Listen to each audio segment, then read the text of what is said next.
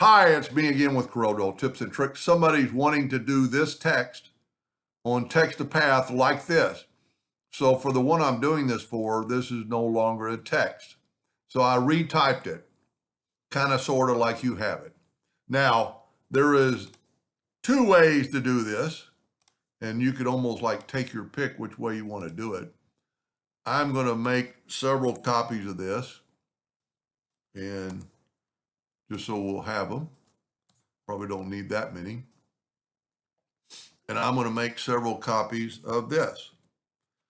So the first way to do it would be able to edit this text and take out of the, and then put like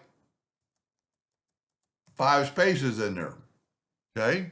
Now, and then on here, let's go edit the text and let's take out, or you could have just typed this, and I'm going to go of the, well, I didn't hit OK. I do that a lot.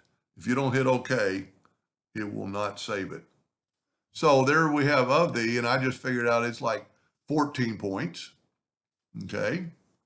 Then take this text, and the reason I've got 2 circles, I'm going to go to text, text to path, and you want that red line if you want it centered. Now here, we're going to go text to path. Whoop. I was too close to the other path. Let me move this over here. Text to path. And we're going to put it, and we're just going to kind of ballpark where we think it is, because we can move it. Now, I'm going to, because I nudged, I can nudge it right back. And you can see I'm not close to where I need to be. So I'm going to click on the text of the small one, and I can do a number of things here. I can go just kind of move it over, and then he wants it actually up, so we can actually move it. Well, you got to move it up and then back over, and then just figure out really where you want it. That's probably too high, and you're just kind of putting it in there. So let's see, 0.01. Let's go 0.02. No, that puts it back. So let's go 0.005. And now I got to spin it back around just to kind of see where it is. So it's not, or it's already on the path. Okay. You could go here and go object and break the text apart. And you can very easily take this text, and because it's on that, and because it's a circle, you could just raise it up and kind of move it wherever you want.